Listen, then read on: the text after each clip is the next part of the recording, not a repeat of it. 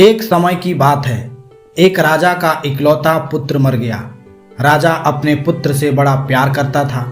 राजा अपने बेटे की लाश पर पागलों की तरह रोने लगा। राजा ने अपने मंत्री को बुलाया और कहा, तुमने मेरी बड़ी सेवा की है, मेरा एक काम और कर दो, मेरे बेटे को जिंदा करवा दो। मंत्री ने कहा, महाराज, राजकुमार को कोई वैद्य या हकीम जिंदा नहीं कर सकता, मगर मैंने सुना है कि मुसलमान जो कुरान पढ़ते हैं उस कुरान की आयतों में जिक्र आता है कि अल्लाह ताला मुर्दों को भी जिंदा कर सकता है। राजा ने कहा कि अभी इसी वक्त किसी ऐसे ही व्यक्ति को बुला कर लाओ। वजीर ने कहा, महाराज, वो मुसलमान हैं मगर आप नहीं। तो क्या? राजा ने वजीर की बात को काटते हुए कहा कि ऐ वजीर, चाहे वो कोई भी जात का हो, हमें हमारा बेटा जिंदा चाहिए। वजीर ने शहर के सब काजी, फकीर और दरवेशों को राजा के महल आने के लिए कहा। दूसरे दिन सब फकीर दरवेश राजा के दरबार में इकट्ठे हो गए। उन सब दरवेशों में मौलाना रूम भी शामिल थे। मौलाना रूम सब फकीर और दरवेशों में सबसे बड़े ओहदे पर थे। राजा ने मौलाना रूम से रोकर गुजारिश की और कहा, ऐ दरवेश, मेरा इकलौता पुत्र बीमारी की वजह से मौत की नींद सो गया है। आप उसके जिस्म में जान डालकर उसे जिंदा कर दो। हम तुम्हें हीरे मोतियों से माला माल कर देंगे। मौलाना रूम ने कहा, महाराज, हम सब दरवेश हैं, फकीर हैं, हमें दौलत का कोई लालच नहीं है, मगर सच यह है कि हम आपके बेटे को जिंदा नहीं कर सकते।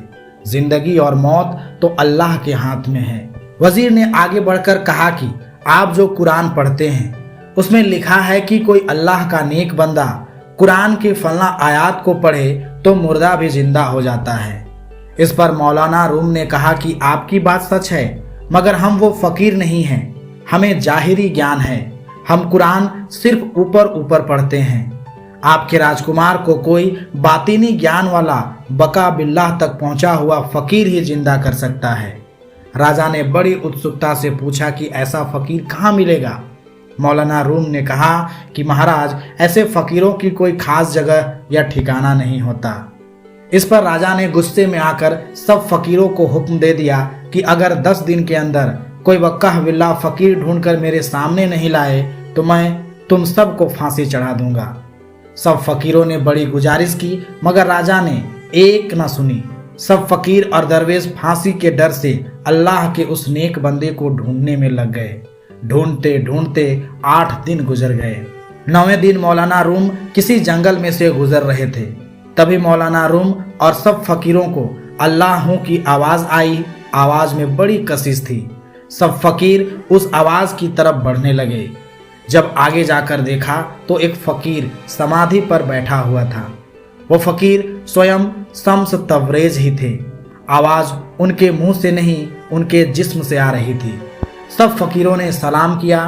कुछ देर बाद शम्स तबरेज ने आंखें खोली और सब फकीरों से पूछा, भाई, तुम कौन हो और इस जंगल में क्या कर रहे हो? तो मौलाना रूम ने सारी बात शम्स तबरेज को बताई। इस पर शम्स तबरेज ने कहा कि मैं आपकी कोई मदद नहीं कर सकता, मैं तो एक मामूली फकीर हूँ। मौलाना रूम ने कहा, हम सब आपकी पनाह में आए हैं, हमारी मदद कीजिए, नहीं तो हम सब बेमौत मारे जाएंगे। शम्स तबरेज ने मौलाना के बार बार गुजारिश करने पर हाँ कर दी। सब फकीर शम्स तबरेज के साथ राजा के महल में पहुंच गए। राजा देखते ही समझ गया कि यही वो फकीर है। राजा ने हजरत शम्स तबरेज को झुककर सलाम किया। राजा के हुक्म से राजा के सैनिक राजकुमार की लाश को शम्स तबरेज के सामने ले आए। शम्स तबरेज ने राजकुमार की लाश को देखा और एक वाक्य पढ़ा, कुंबे इज़्निल्लाह। इसका मतलब कि ऐ राजकुमार की आत्मा, तुमको अल्लाह का हुक्म है कि इस शरीर में चली आओ। मगर कुछ नहीं हुआ। शम्स तबरेज ने वाक्य को फिर दोहराया, मगर कुछ नहीं हुआ। फिर शम्स तबरेज ने कहा, कुंबे इज़्नई। इसका मतलब था कि ऐ राजकुमार की आत्मा, मेरा हुक्म है कि इस शरीर में आ जाओ। उसी वक्त राजकुमार का मुर्दा शरीर हरकत में आ गया। चेहरे की रौनक गुलाब के फूलों जैसी हो गई। राजकुमार उठकर खड़ा हो गया और अपने पिता के गले लग गया। राजा ने सब फकीरों को फांसी की सजा से आज़ाद कर दिया और शम्स तबरेज के पैरों में गिरकर उनका धन्यवाद किया। जब हजरत शम्स तबरेज ने कहा कि ऐ जीवात्मा, तुमको अल्लाह का हुक्म है जिस्म में आ जाओ, तो कुछ नहीं हुआ, क्योंकि खुदा का कानून सब जीवों के लिए एक ही है। जो एक बार चला जाता है वह वापस नहीं आता, मगर जो सतगुरु होते हैं वह इस मृत्यु लोक पर जब हम जीवों की हालत देखते हैं तो वह अपनी की हुई कमाई में से हमको बहुत कुछ दे देते हैं, क्योंकि गुरु सब कुछ करने में सक्षम होता है। इस साखी से हमें यह पता चलता है कि परमात्मा का कानून सबके लिए एक है, वो किसी के लिए नहीं बदलता। लेकिन जो सतगुरु होते हैं वह जीवात्माओं की भलाई के लिए अपने कोटे में से बहुत कुछ दे देते हैं। सतगुरु सब कुछ करने में सक्षम होते हैं।